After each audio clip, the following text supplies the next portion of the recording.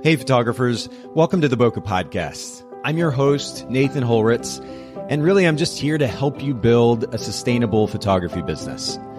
That certainly means helping you improve your photographic skills and enabling you to become a stronger business owner, but it also means helping you work more efficiently so you don't get burnt out in the long run.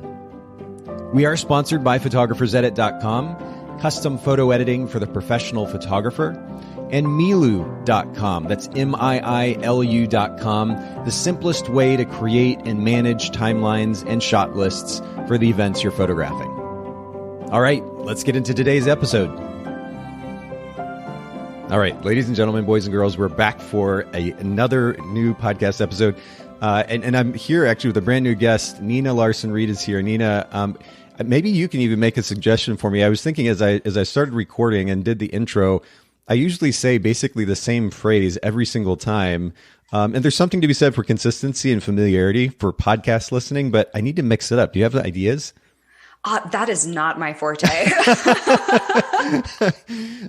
Like, man, that's why you're running this thing and I'm just on it. Well, I really and truly appreciate you coming and hanging out with me today. And I have to reiterate this, and I've said this before in the podcast, but when I express to you and our other guests that come on the show appreciation and say thanks for that, it truly feels like a privilege to me that you would make time to spend sharing with us things that you've learned from your experience running a business and being a photographer, and the fact that you would, of course, share with the community advice that will, in some form or fashion, I'm sure, enable them to be able to move their business forward. It's really, really nice. So I really appreciate you doing that for us today.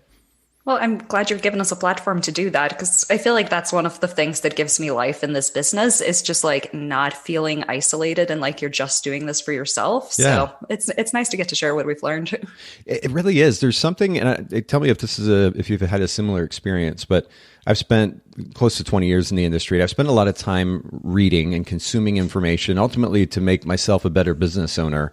And there's so much kind of stuck in my head. And of course, ideally, I use that in my own business. But beyond that, it just kind of feels stuck. When I have the outlet to be able to share and to teach and help others, it's so fulfilling to actually be able to do something with that doesn't just benefit me. No, exactly. And I feel like normally I get a lot of that via, I have a really good community of local photographers where there's like 10 of us who used to get together for coffee once a week and really work through problems together. And that obviously has not been happening this year. Sure. So yeah, getting to share anything is good. Well, this is an interesting, just kind of a side conversation, if you will. But you mentioned the significance of that local community that you have.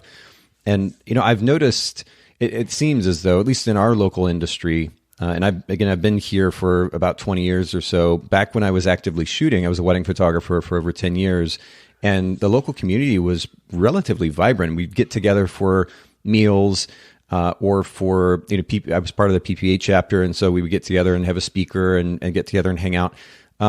That seems to have died off, and certainly not just because of COVID. And it seems almost like we're pulling teeth trying to get people to get together in person. What's encouraged that in your community? I don't know. I think we just really like each other's company. I mean, it's funny because there's, the group that I hang out with, it's like, if you were to Google Colorado elopement photographer and look at the top 10 results, 5 of us get together once a week for coffee, Wow. So a lot of them are like my biggest competition too. Okay. But I think there's something really freeing about seeing people more as, I know we hear community over competition all the time, but it's really hard to see that in practice. Sure. But I don't know if it's just Colorado because we have so much business to go around out here or what it is, but it feels really nice when you can get out of your own head of like, you don't have to see people as a threat because they're going to steal your bookings. You can actually share of like, oh, here's something cool I learned that's also going to help you. And yes, that might help you take a client that otherwise would have booked me, but we're all better off for it. Yeah. Well, and you get 50 more in line. And I can imagine, and this is totally an assumption, I'd love to know that despite COVID, your business probably has not only continued, but maybe even grown with the number of elopements that are happening. Absolutely. I had been kind of teetering on the fence of like, should I go all in on elopements or should I keep doing big weddings too? Yeah. And I saw March with the shutdown as the big flashing sign I had been waiting for of like, okay, it's time to go all in on this. Yeah.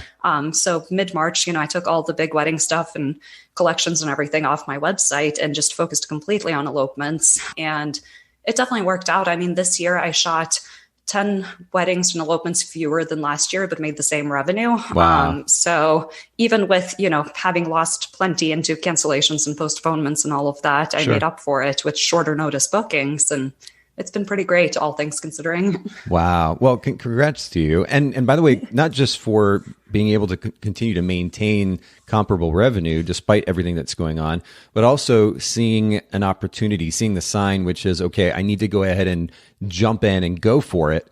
Especially amidst a questionable economy. I love that you took that risk and you did just that, and it's paid off. Well, I think I've been waiting for a sign for long enough that when something as obvious as big gatherings are shut down completely happens, it's hard not to run with that, right? Yeah.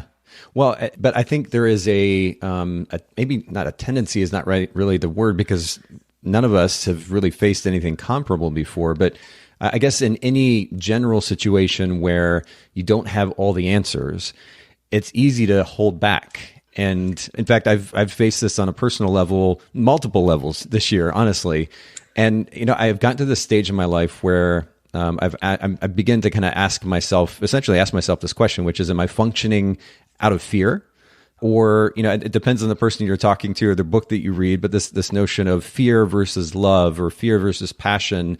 And I'm really trying to step away from this kind of apprehensive tendency that I had for various reasons, and just go for it on multiple levels. Yep. And I love that you did the same thing. Yeah, I think, I'm sure you know Ben Hartley, but he's always preaching abundance over scarcity. And I think that's really stuck with me as, even in this year where we knew things were going to look different and not everything would be able to go on, like, where can you find the abundance in that? And I don't know, I think even, as things are canceling, just having that, like, the safety and knowledge of, okay, so this wedding canceled. I just lost $5,000. Right. Well, it's okay. I will be able to book something new to make up for it. Yes. And yeah, it definitely helps to not operate out of that place of like, oh shit.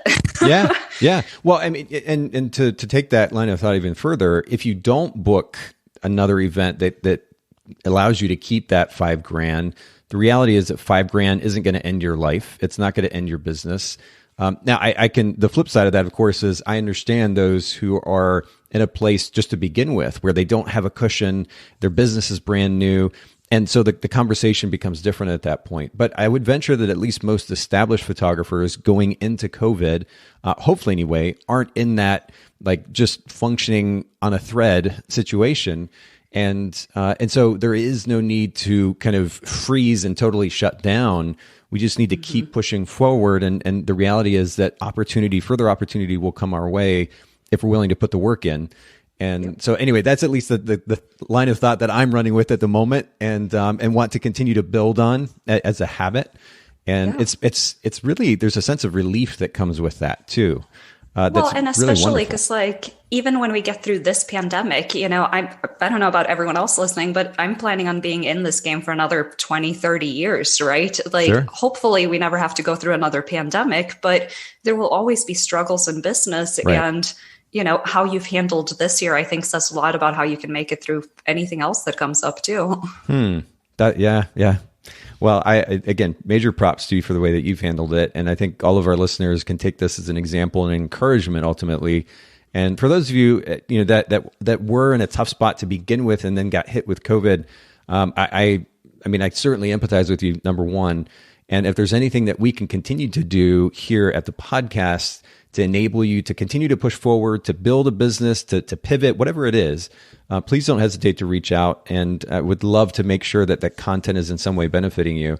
Before, Nina, I jump to our first question about brand position, as we normally do here at the podcast, I noticed something interesting in your bio. And it says, and this is specifically in your Instagram account, so for everybody listening in, Larsen, Larsen Photo Co. We'll link to that in the show notes at bokehpodcast.com. But it says, I bought a one-way ticket from Norway to Colorado and fell in love hard. Can you give us a brief backstory associated with that line? Yeah. So shout out to my copywriter, Rachel Grayman, for that one. Yeah. But so I moved to Colorado in 2010 as an au pair. So kind of, live in a nanny exchange student situation. Okay. And really had only seen that as a way to like get out of my super small town in Norway and see something different for a year. Nice. And, I ended up in Boulder, Colorado, which I think if you're going to come from Norway to the US, that's about as small of a culture shock as you can go, is coming to Boulder. Okay. It's very European, very outdoorsy type of place. Sure. But I, fell in love with Boulder really quickly. And then a couple months later, I, of course, met an American who I fell in love with. So here I am 10 years later. That's awesome. Well, what a cool story. And I wish we had time to kind of delve into that further because it sounds super interesting. I've never had the opportunity to spend time in Norway. And in fact, you'd love it. Oh man, I would. And absolutely I would. I know I would. And I'm hoping to do a little bit more tourism, if you will, in Europe in the near future. But I'm glad that it's worked out so well for you. And again, to be able to kind of learn from your experience as a business owner today, and you have a super compelling business at that. For those of you listening in, just to give you a little bit of context as we delve into Nina and her business, if you go to larsenphoto.co, that is her website, and you'll have context to what we're about to get into. But on that note, Nina, talk to me about brand position. This is something we spend really endless amounts of time speaking about here on the podcast. We will continue to do so because I think it's super important in a really busy industry. What is your brand position there in the Boulder area? Yeah, so I plan and photograph epic elopements, as I like to say, and micro weddings across Colorado for couples who really are looking to do something different for their wedding day. And I mean, that's the short of it. But and short is good, by the way. That's great. Okay, good. The shorter, the better. Well, and you mentioned to me before we started recording, you've been kind enough to listen to the podcast, so you may have heard me say this before, but there is so much noise that we face, literally and figuratively, digital or otherwise, as just human beings in 2020 American culture, but then certainly as photography business owners, that when we think about how we're going to communicate to a potential client, the last thing that we need to do is write out paragraphs of text. And some photographers will do that. And I think it takes away from our effort ultimately at clearly communicating what we're about as a business, and then guiding that potential client to at least starting a conversation with us, if not booking us. And so the shorter, the better. Yeah. And I think that's part of where this year has actually worked out really well for my business, is that as soon as, the shutdown started and I took all the wedding stuff off of my website, it suddenly went from being like, well, I do some elopements, but also some big weddings and a little bit of everything. And to just like, no, I plan and photograph elopements. That's it.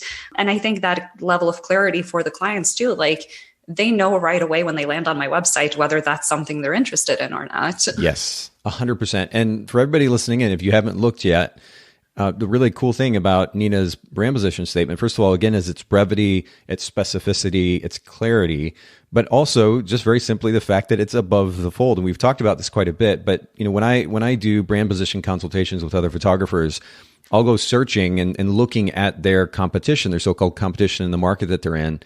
And the amount of time that I have to spend in some cases looking for that position statement or something comparable to a position statement on a photographer's website is concerning, to say the least. Because to your point, Nina, somebody lands on your site and they're curious to book a photographer.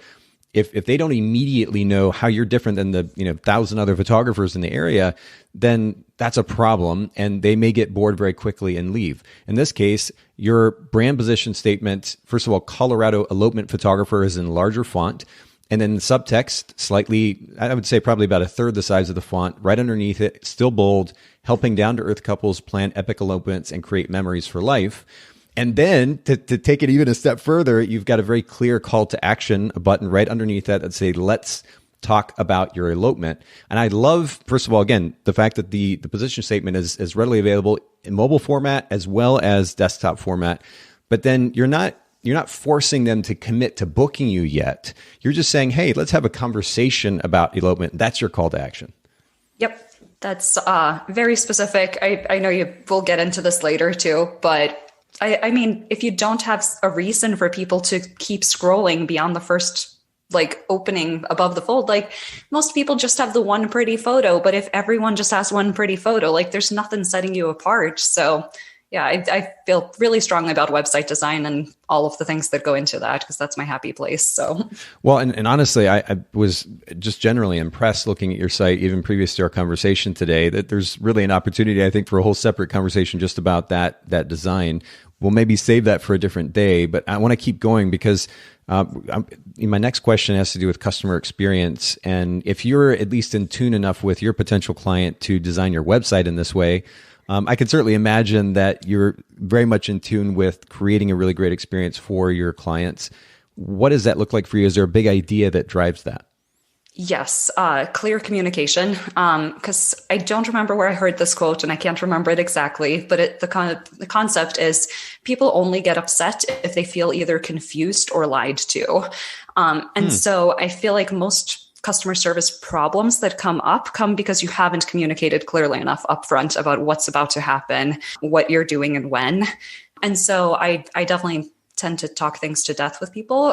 But I think it's important to make sure that everyone knows what's happening. So even for my couples, I do so much more than just show up to take the photos. I help them pick out the location. I help them find their vendors, like all of the things that go into planning an elopement. And that can be really confusing for couples because they've never been through that before. And so the more clearly I can prepare them for this is what's happening when, at which stage of the process, the happier they end up being in the result. And I mean, when I look at my reviews, I feel like they are 90% talking about the planning and everything leading up to it. And then 10% of oh yeah, and we love the photos. Well, that quote, I want to go back to it because it really sums up the thought process beautifully.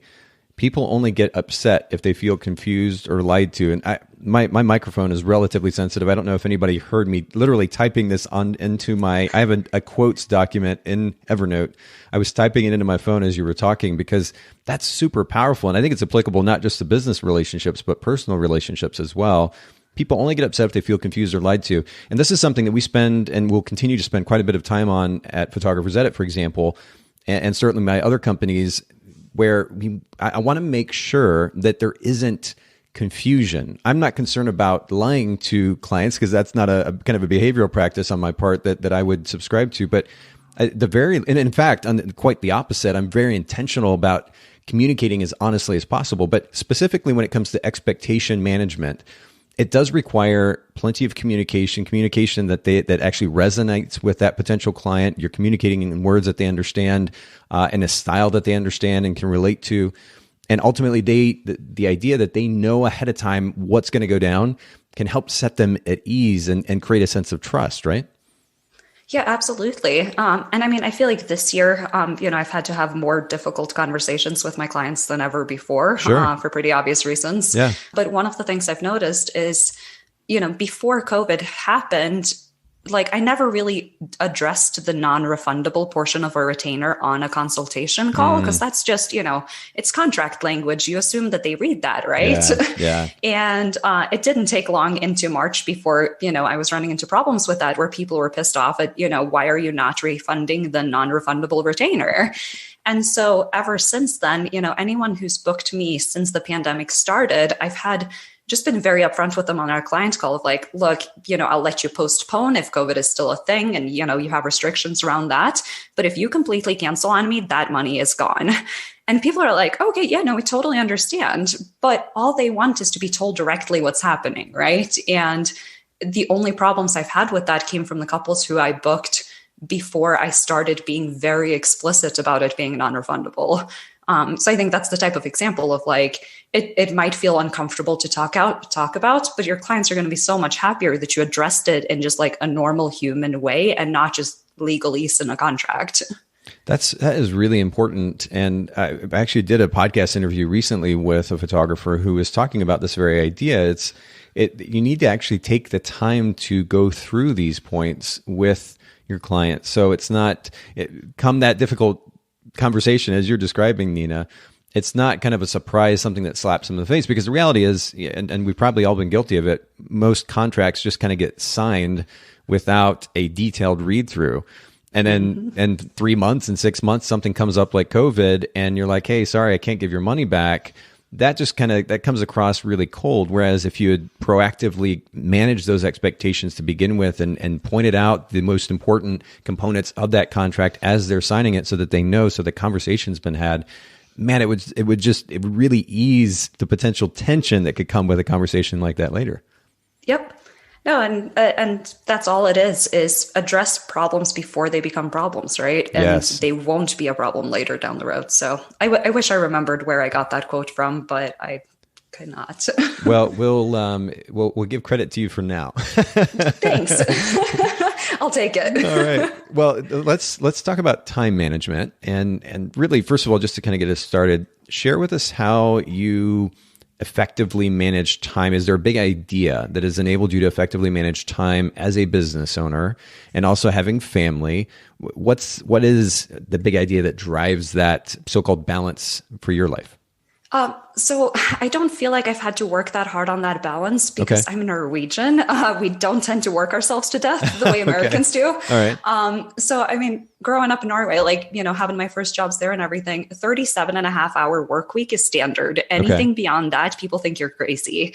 And so I feel like I've done pretty good of following that here too, where, when I have non-shooting day, I'm in my office for 5-6 hours a day and that's it, then I shut down the computer, do something for fun afterwards. But yes, I don't really have any productivity hacks or ways to get as much done as possible. I obviously use a to-do list and I keep that super organized and I try to prioritize doing my most important tasks first and all of those standard tips. But I don't know. I just really enjoy my free time just as much as I enjoy working on my business. Yeah. And at that point, it's not that hard to prioritize shutting down of I don't have to answer emails right now because I'm going to binge watch The Crown with my husband. Okay. So this is fascinating to me though. So just culturally, this is how you think. And I love that. But I'm curious then, and man, there's probably a much bigger conversation to be had around this, but what is the mentality then that enables that kind of, really, first of all, I guess the lack of FOMO, right? Because a lot of photographers might be like, well, if I'm not getting this much work done, or not working this many hours, or I'm not constantly responding to email or text messages or messenger messages or whatever it might be, then I'm going to somehow miss out. And I'm not, quote, hustling. And yet you've been able to create hustle is the biggest lie we've told ourselves. Explain what you mean. I just think it's so unnecessary. You can put in the work you need to do, but I mean, most people are stressed out about feeling like they're putting in too many hours. How many hours do you realistically spend in Facebook groups for photographers in a day? Right. There's so many time sucks that are not actually work, but we convince ourselves they're important. Yes. I know that when it comes to, getting actual work done in my business, I have client work. So, editing emails, planning, all of those things, those are always my priority. Those always have to get done first because they're also not always my favorite things to be working on. Fair. And so I know that, I tend to procrastinate them if I don't get them done. But then comes all of the marketing and, everything else going into the business. And I think that's where it's easy to get distracted and not know what to focus on. But I very intentionally, I don't spend much time on Instagram. I don't spend much time on Facebook because I know that my website is what drives actual traffic and leads and revenue in my business. So when I have time that I'm spending on those type of tasks, I already know the most important place to spend that time. And, not just guesswork. I use Tave as my CRM. Okay. I do a lot of tracking to see, where do leads actually come from? What are my revenue categories? Where did those come from? And I think making informed decisions like that, you can cut out so much time that you're probably spending on things that aren't working for you. Well, and you just summed this up so beautifully, and I'm so excited about this. So if those listening in would simply focus on what is ultimately going to enable them to increase their bottom line, and simultaneously with that, because it's really so much related, serve their clients more effectively, that really everything else just kind of can get pushed to the wayside, right? Yep. Yeah, exactly. And I mean, it's 80-20 principle. I'm sure you've talked about this on here before, but you get 80% of your results from 20% of your work. I know that if I take the time to build a good client guide or resource or, cornerstone content or whatever you want to call it for my website, that time will pay off so much more than me sitting there for an hour and a half trying to write an Instagram caption that will be lost in 24 hours. Brilliantly summed up. Oh, this is so good. Really, like I already have at least 2 different podcast episodes, additional episodes we need to do here. This is really good stuff. Okay, so to the I guess within the realm of time management, delegation is also something we talk about quite a bit. Is this something you've experimented at all with in your business? Yeah, so I outsource all my editing. That was number one to go because I just don't particularly enjoy it. Brilliant. And I have a CPA who does, bookkeeping and accounting stuff for me. Okay. And then I really consider my CRM, Tabe, as part of that delegation process too. Sure. Because I have so many automations set up as far as, I never have to worry about like, shit, did I send that email to that one couple? Because that's already done automatically. Yeah. So at that point, the client work I have to actually do myself is really limited to like the couple filled out a questionnaire. Okay, now it's time for me to come up with ideas for their elopement location for them and send that on. But even for those, I have so many templates and like forms that I've used before and everything that they're pretty quick tasks for me to do. And that's the thing where I'm always trying to figure out of like, how can I do this more efficiently so that I have both more time to spend on the marketing and the website and the stuff I really think is fun, but also more time to spend on things that are not my business. Yeah, heaven forbid you would actually want to do more than sit in front of a computer all day long. Yeah, well, I live in Colorado. Like, if I'm not in the mountains, why am I paying the housing market prices here? Yeah, that's very, very fair. Okay, wow. I'd love how you summed all that up. This is, for those of you listening in, go like rewind, go back and listen to the last 5 minutes or so and just soak that in. Listen to it over and over again if you have to until you've truly absorbed it, and then go do that thing. Because for any wedding, at least wedding photographers, and I can speak from that perspective because I was one, any wedding photographers that are spending more than, say, 25 hours on average a week working, you're doing something wrong, frankly. There's no reason why, if you've got the systems in place, you're focusing on the things that actually drive business, why you should be working that much more than that many hours. You have to be intentional about it, to Nina's point. But it is very, very possible, especially with the wonderful tools like Tabe that we have these days, that enable us to have that kind of, number one, efficiency, but ultimately freedom and flexibility. So good stuff. Okay, talk to me about a favorite self-help book or business book that's made a big difference in your life. Building a Storybrand by Donald Miller. Yes, 100%. Shout out. Yeah, I mean, that was such a good one for me, just realizing that traditionally when you think about marketing language, or at least the way I thought about it before reading that book, having not had any actual education on marketing itself, you think about, how do I sell myself to my clients, right? Like, how do I convince them that I am the best person to do the job? How do I talk about myself in such a way that they want to book me? And that book was just such a mind shift on realizing that I don't matter, the client does. Yes. And yet again, you sum it up so kind of briefly and yet brilliantly. I don't want to minimize the significance of our enjoyment as photographers of the process, of art, of being a business owner. But this is one of the things, that I've stressed over and over again here on the podcast, which is we really need to be thinking way more about the person that we're serving. And yes, I use the word serve. Of course, not in the kind of old school sense, but just in the sense that we're focusing on how we can bring as much value and ultimately provide the most incredible experience for this individual that or couple or family or whoever it is that we're photographing. That should be our focus, not our ego-driven kind of nuanced desires that are ultimately just for ourselves. They have little to do with the client's experience and ultimately generating revenue for our business. So I love that is your focus. And of course, this book, for those of you listening in, we've talked about this quite a bit on the podcast before, but we'll certainly link to it in the show notes, bokehpodcast.com. It also falls under a little website that our producer Haley has created over at bokehbookshelf.com. It's one of the most popular books recommended on the podcast. So make sure you check that out and get a copy if you haven't already. Nina, I want to jump into kind of our main portion of conversation today, the main topic. And to kind of set us up, leading up to today, you had actually told me that you're passionate about creating resources, guides on your own website that position you as an expert, number one.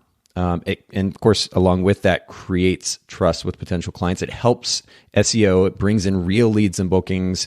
and then lets you shoot exactly the type of work that you want with clients you love. And for anybody listening in, you probably just heard those ideas and you're like, well, that sounds like a dream business. Is exactly what I want. So we're going to help you kind of move in that direction if you're not there already.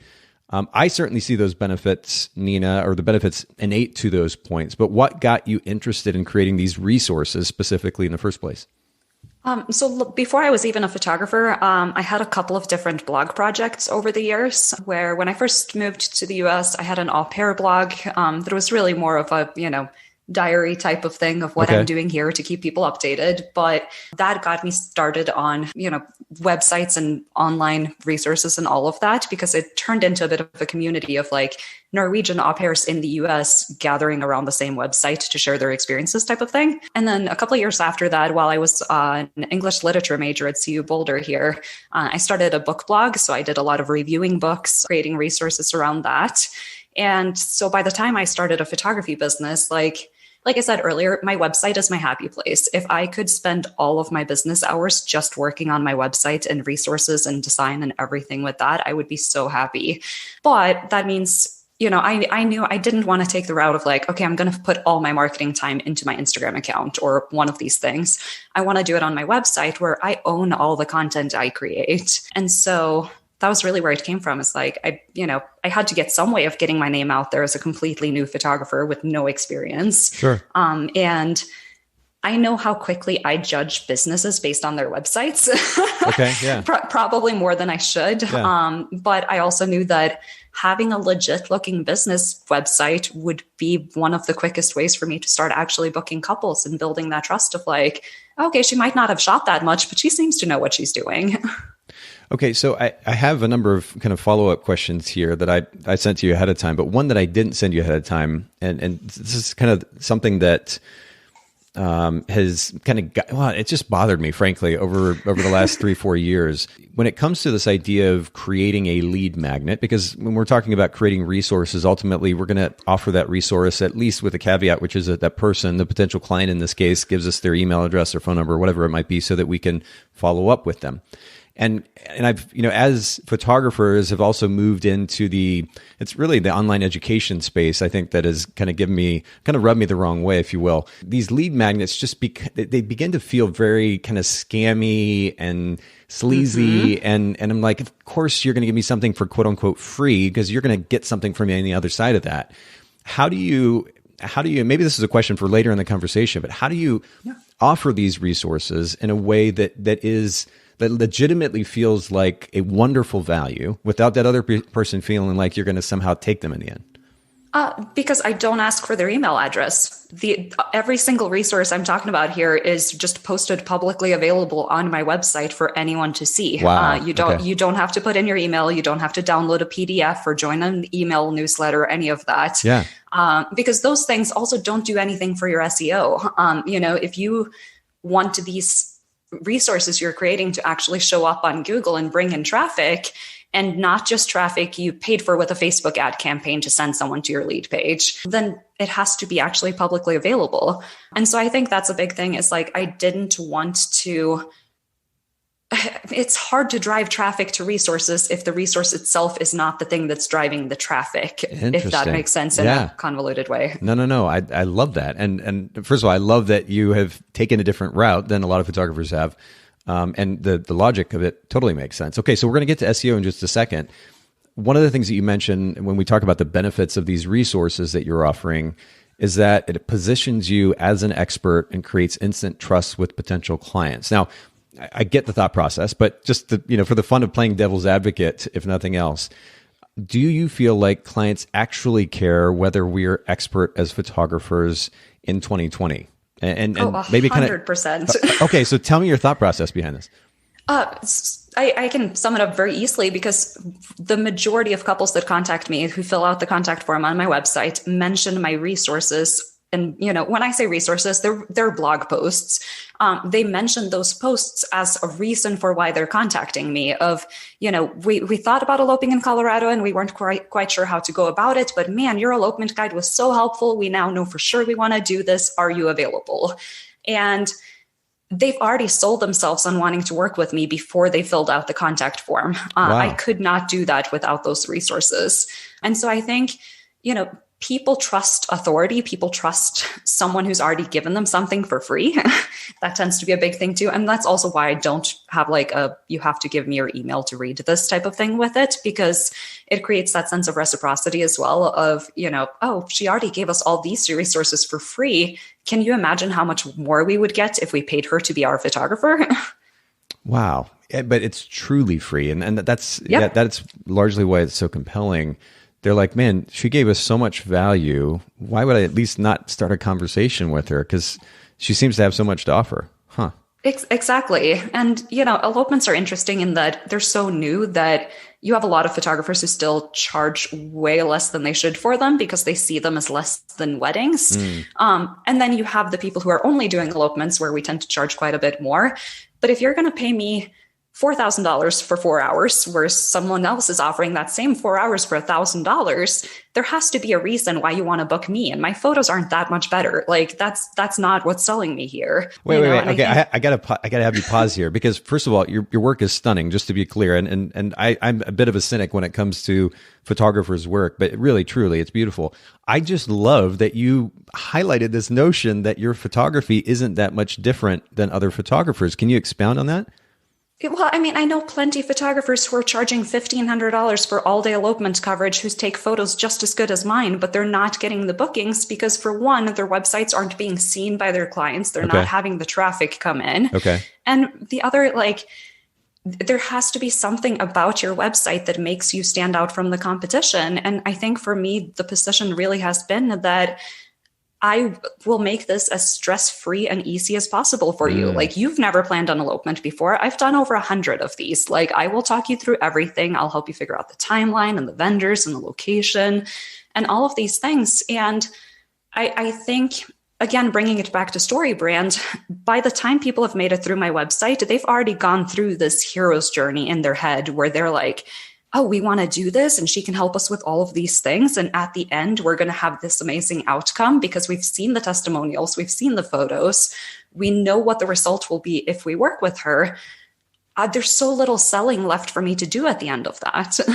Wow. And by the way, just to back up what you're saying as far as price point, for those of you listening in, again, if you haven't looked at Nina's website yet, you need to. If you go to larsenphoto.co, but in the pricing section, you charge $2,000 for 2 hours of photography, and it goes up from there, $4,000 for 4 hours. And of course, this comes with a variety of things. But I wanted to kind of emphasize or further emphasize what you pointed out, Nina, which is that you are charging a premium in this case, and it's right there out in the open for everybody to see. Some photographers, they will avoid putting that information there, and they're trying to kind of draw that potential client and get them to have a conversation with them, and then they'll share prices. Is the reason you put them out there to begin with? Yeah, I got really tired of answering emails from people who ghosted me. Okay. So I've tried doing it both ways. I've played around with it on and off over the years. But anytime I have taken my prices off my website, I get way more leads from price shoppers who are looking for the super cheap experience. And the higher paying leads all seem to disappear.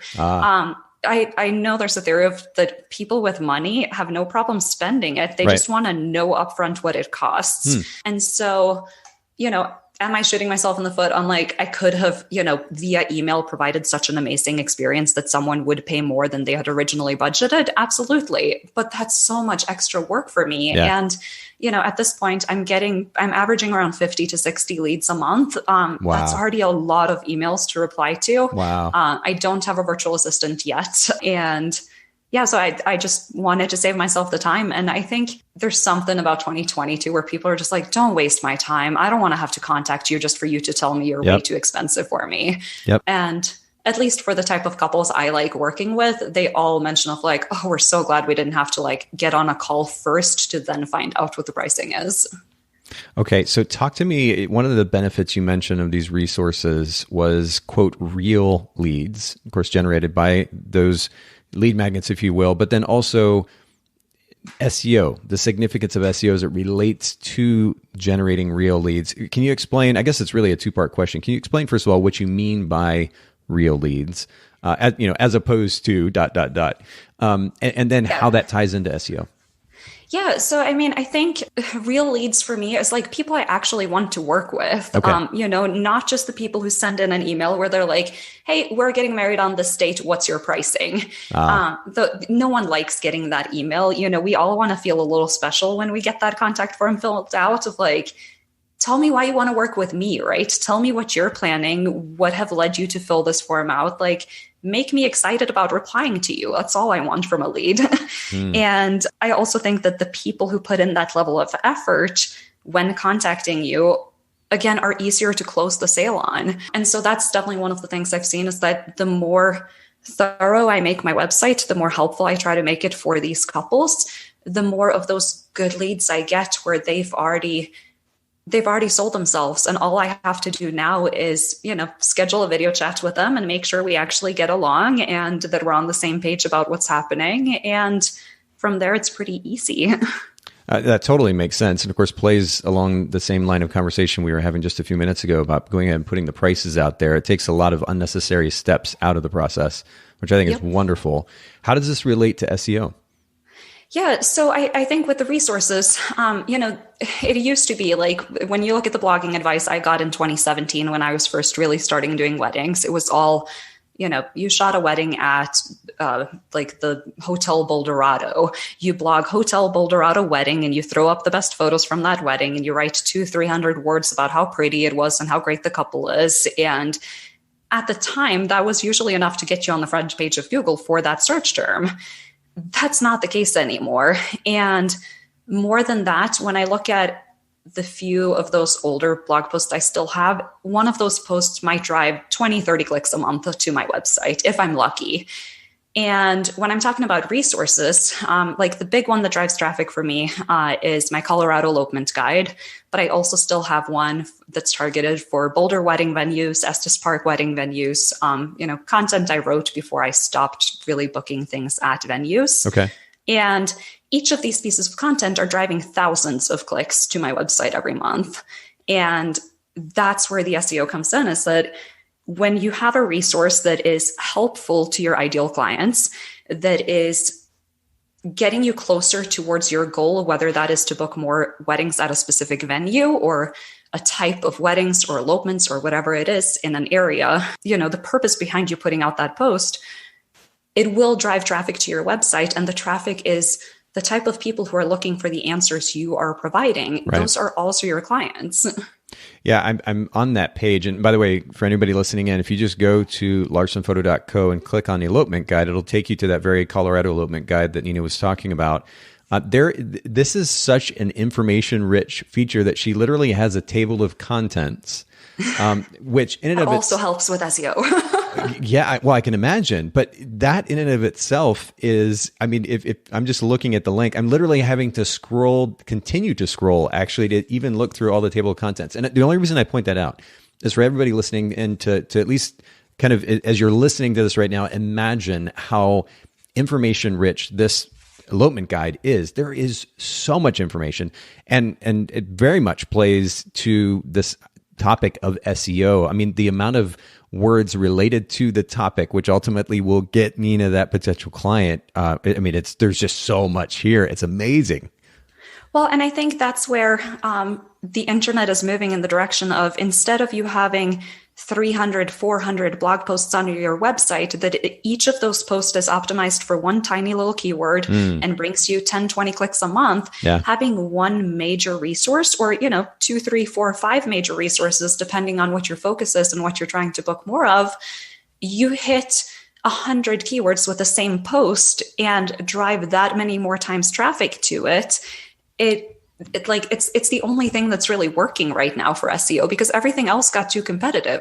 For each venue that you could Google with the name wedding behind, you already have 200 photographers that have put up a single blog post about that. So if you want to outrank those other pages, you have to do something better. And I think that's where, people used to go for the easy win of like, as long as I say, Hotel Boulderado wedding photographer 7 times in this blog post, I bet I'll show up for it. That's not a good user experience for the people who even clicked on it, right? They are looking for, what does this venue look like in different seasons? What does this look like at different times of the day? Are there different ceremony sites on the same property? put yourself in the shoes of someone who's actually putting in this search term in Google in the first place. Yeah. What are they looking for, and how can you answer those questions? Like, that's really what resource creation comes down to, is, trying to be the most helpful result out there, because Google can tell the difference between I stuffed a bunch of keywords into a couple of words about fluffy, pretty photos and stuff, and this is actually content. Well, and not just Google, but to your point, that potential reader and potential client, they can also tell if you, robotically generated some words for the sake of SEO. Okay, so the third primary benefit that you mentioned earlier of these resources, and in this context specifically, this incredible resource that you've created, the Elopement Guide, the Colorado Elopement Guide. You mentioned that this enables you to shoot exactly the type of work that you want with clients you love. And, of course, this is something that I would assume, at least most photographers anyway, would certainly hope for, work toward. But how would you say this contrasts with what many, if not most, photographers are currently doing with their businesses? Well, I think most of us are, and I have been in this position myself, is we're so focused on just getting the next booking and making money that we'll book whatever client wants to give us their money, even if it's not the specific type of jobs that really fuels us up and gets us excited about showing up for the day. So, one of those for me was, I used to book these 200-person weddings at big fancy venues, and I kind of hated all of them. Not the couples. The couples are great, but like the setting of that stressful, time-packed 10-hour timeline where like everything has to happen down to the 5-minute increment and all of those things, like it was not working for me.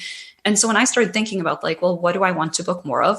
The answer of elopements was pretty obvious. And so, as a specific resource example that helped me get more of the type of clients I want, you can create your own ideal clients more than just like looking for them out in the wild, right? And I think this is where anyone can be an ideal client with the right education. And so when I started booking elopements, I had a lot of people who'd come to me and they're like, okay, we want to elope on this Saturday of Labor Day weekend in Rocky Mountain National Park. And every time I just cringe of like, you have no idea. Like, we'll spend an hour and a half just trying to drive through the entrance gates that day because it's so damn busy, and stuff like that, where you just know of why am I not excited about this? Right. And I realized of like, well, my couples have never eloped before. They've never been to these locations before. How can I expect them to know that weekdays in the off season are better if I'm not telling them that? And so I wrote a blog post on, 7 reasons you should consider a weekday elopement. And immediately, because I put that prominently on my website in a place where clients would see it, it wasn't even that they were finding that post on Google, but they found it on my website once they were already there. And by the time they contacted me, they're like, oh, and we read your post and we totally want to do a Thursday so we don't have to deal with crowds of people in the background. Brilliant. Yes, this is what I want. Oh, wow. That's really great. So, really, it comes down to communicate. Well, first of all, creating the expectations associated with that ideal client scenario, and then communicating that information clearly to the potential client. And you're immediately setting yourself up for success in that regard, because you're speaking, I guess you're just kind of outlining the experience that you will provide that draws in those who can relate to that or that resonates with, and it's a win-win. Yeah. And if you're at that point, super tied into like, we have to have this one specific date on a Saturday in the busiest location in Colorado, I'm probably just going to turn you down at that point, because I've already given you the opportunity. I've talked to you about why this is important to me, why I think it should be important to you. And if you're still not relating with that, then, I have the opportunity to say no to that. But I think that's where, obviously, this comes from a somewhat privileged position too, of getting enough leads to the point where I can turn people away. I cannot say that I would have done the same thing 3-4 years ago when I was still just, trying to build a portfolio and book as much work as possible. But I think the further into your business you get, the more you should be getting picky with what type of work am I booking? Yeah. Is this what I want to be doing? Mm-hmm. And how can I narrow that down, like before people even contact me, by creating resources about what I like? Well, let's get to the creation of those resources. You mentioned to me before we started recording that you've got 4 principles to share about what really helps a photographer create a super helpful resource or set of resources that will actually benefit the end client. Can you share those principles with us? Yeah. So the first thing I think is super important to start with is to actually set a specific goal for what are you hoping to get out of this. Okay. And it's easy to just go for like, well, I should also write a Colorado elopement guide, or I should also write a guide of venues in my town. But if you're only trying to book, let's say, the most luxurious ballrooms in your town, do you really need a venue guide that also includes, the small little barn ranch situations on the outskirts? Probably not, right? Because those are not going to get you the jobs you want. Right. And so being really specific with what is your ideal outcome from this before you start creating the resource is really important. So that's number one, start there. Once you have that, put yourself in your client's shoes. What are they Googling that what questions do they have about the process? What are they trying to solve before they book a photographer? Because, I think a lot of us think about optimizing our websites as like, oh, I have to optimize for, Boulder, Colorado wedding photographer or wherever you're based. But most people, like most of my traffic comes from people who are Googling how to elope in Colorado long before they even think about, oh, and then we should book a photographer as the next step.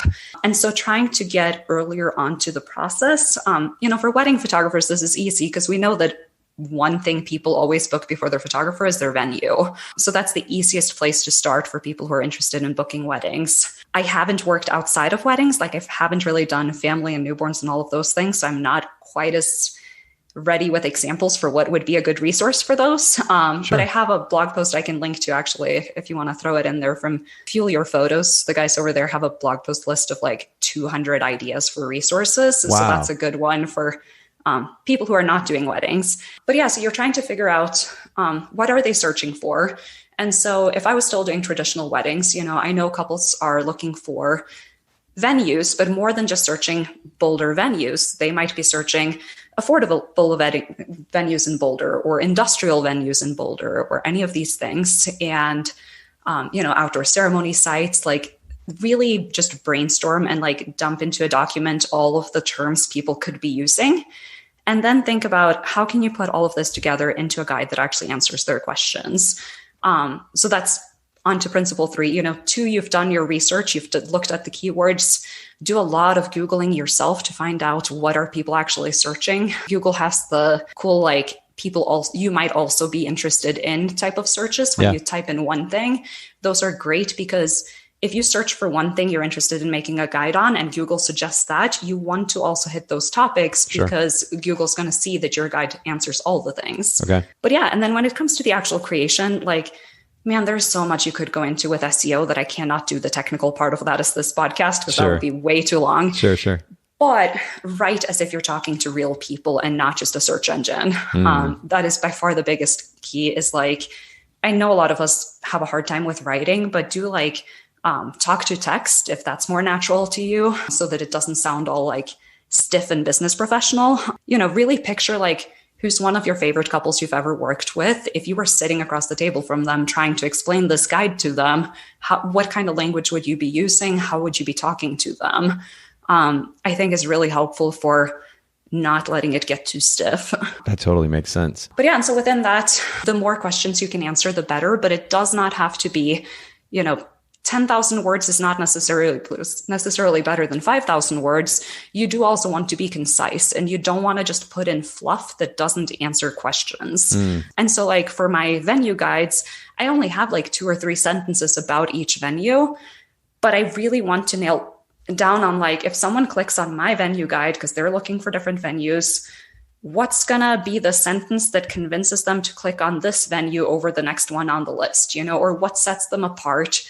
You don't want to give them everything. You obviously don't want to copy language off of the venue's websites, but you're just giving them enough info for them to then continue doing their own research too on a lot of these things. My elopement guide is an example. I have a section on there called Best Places to Elope in Colorado. Yeah. But I also introduced it kind of tongue in cheek of like, look, I'm not going to give you my best examples in this blog post where it's public because that's what you pay me for. Sure. So I think it's totally okay to have that type of conversational tone with the readers in your post too, of like, here's what I'm doing with this guide. I want you to get as much info as you need for the initial process. If this makes you want to work with me, here's everything else I will do for you further down the process. I think another quote, which I can't remember where from, is you give away the why, but you sell the how. Okay. Yeah. And that's exactly what you want to be doing with a lot of these guides, right? Is like you're giving away, here's why these are good venues for you to choose from, all of these things. But if you want to actually work with me, that's what you pay me for. Yeah, you actually, and I found that little spot on your elopement guide that says, I love getting to share hidden gems with couples. So if you don't see what you're looking for here, reach out and I'll help you find the best place to elope in Colorado. And it's not like passive aggressive or anything. You're just you're teasing the idea that you actually have a lot more to offer than even what you just put in this incredible, incredible resource. And hopefully that draws them in. Yeah. And there's a lot of ethics that go into it too, where like, I feel like especially in the elopement space, because we're not working with venues, we're working with, trails and national forests, national parks and all of these things. Yep. You don't want to name your best spots online because the place that was super quiet and amazing for your couples this year is going to be overrun by other photographers next year if you put it public on your website. It's just the unfortunate nature of the game is that I know that I get just as much traffic from other photographers to this guide as I do from couples. Yeah. And so, of course, I'm not going to share my favorite locations there, but I will share the ones that are location names Google expects to see in there, like Maroon Bells and Rocky Mountain National Park and places that are as far from secret and hidden gems as possible, because those are names people are actually Googling too. No one's going to Google directly the name of my favorite trail with elopement behind it because they don't even know that trail exists. Well, this has been just beyond wonderful. I mean, as far as an episode goes, Nina, the level of practical suggestions, actionable suggestions that you've made has just been incredible. I mean, I'm truly elated. I'm very, very excited about our conversation. You add so much value. Just to kind of sum up for everybody listening in, too, the points that you made here. First of all, in order to create one of these really helpful resources, be clear about your ideal outcome, number one. Two, create a lead magnet that is relevant early in the planning process. And you added to that, Nina, that it's important to utilize keyword research tools. Are there any in particular that you would recommend? I honestly just like going into Google itself and playing around with different things there. Okay. There's a lot of like paid tools and stuff you can do, but most of them are not worth it. Like you're not going to pay $100 a month for most photographers for an SEO tool unless you're really into this. Sure. So I wouldn't even start with that. Like literally just Googling things and seeing what like similar suggestions show up is a great place to start, but really putting yourselves in your client's shoes and thinking about what are they searching for. Well, and to that end, the third point, write as though you're actually having a conversation with one of those clients or potential clients. Use natural language. And then fourth, the more questions that you can answer, the better. And I really love that, to frame, you're sitting down to, most photographers just aren't natural writers. So they sit down to go write a blog post of some kind, in this case, potentially a resource. And they're just like, okay, where do I even start? Where do I go from here? And if you start with just how many questions, relevant questions, can I answer for this potential client to give as much value as possible, then that potential outline for the content that you're about to write would come a little bit more naturally. Yeah, exactly. And, by the time the client is finished reading this, like, it doesn't matter if you've shot at all of these venues before or not. They're still going to trust you to know what you're doing because you've provided them with something valuable for free. And I will also throw in, because a lot of people will get stuck in their head about like, I can't write about all 30 venues I want to shoot at because I've only shot at 4 of them in the past. Yeah. Reach out to the other 26. Ask if you can come for a quick tour and take some photos for this guide you're building. Tell them that I'm putting together something for my website where I'm going to promote you for free. Can I have 20 minutes of your time to take some photos? And not a single one of them will say no. That's interesting. Yeah. And then they get value from it as well. That's exactly wonderful you idea. You get to talk to the venue coordinator. You get to give them photos after. Hopefully they share some of your photos on social. You might even get a backlink from them. Yep. Like so many gains from that. But like, don't use that as an excuse to not write a resource of I don't know enough. I mean, when I wrote my first guide on Rocky Mountain National Park, I had never been to a single one of their ceremony sites. And so I took the day off to, not off, it was work, but I took the day to drive around to each of these places and just take photos of them, empty in nature with nothing else set up. it doesn't have to be a styled shoot for it to be helpful for a resource. Well, again, I can't say enough how wonderful this has been. You add, and apparently it's a theme. You add so much value, Nina. This conversation has been just truly wonderful, and I hope those of you listening in, not only that you've taken notes, but maybe even go back through and listen to at least portions of this over again, so you're truly absorbing the information that was shared here. Because one, it's super practical. Two, it's actionable, immediately actionable. And you could actually go do things with these ideas that would make an almost immediate difference in your business. So I really can't thank you enough. Nina, will you just briefly share with our listeners one more time where they can find you and follow what you're doing online? Yeah, so I'm really only active on my website and Instagram. Instagram is a lot of cat photos on my stories these days, though. So my website is larsenphoto.co. It is LARSEN, not SSON, because I'm not Swedish. And same thing on Instagram, larsenphotoco. But yeah, that's where I'm at. Perfect. And we're going to put this in the show notes, bokehpodcast.com. Everybody listening in, make sure you take advantage of the show notes at bokehpodcast.com. Incredible resource. Thanks once again, Nina. This has been lovely. Of course. Thanks for having me. Thanks so much, photographers, for listening to the Bokeh Podcast. Will you let us know what you thought of the show by leaving a review of the podcast in the Apple Podcast app? And I'd love to hear from you personally with your thoughts about the podcast and suggestions about future topics and guests for the show. My email is nathan@bokehpodcast.com. Make sure to visit our sponsors, photographersedit.com, custom photo editing for the professional photographer, and miilu.com, that's miilu.com, the simplest way to create and manage timelines and shot lists for the events you're photographing.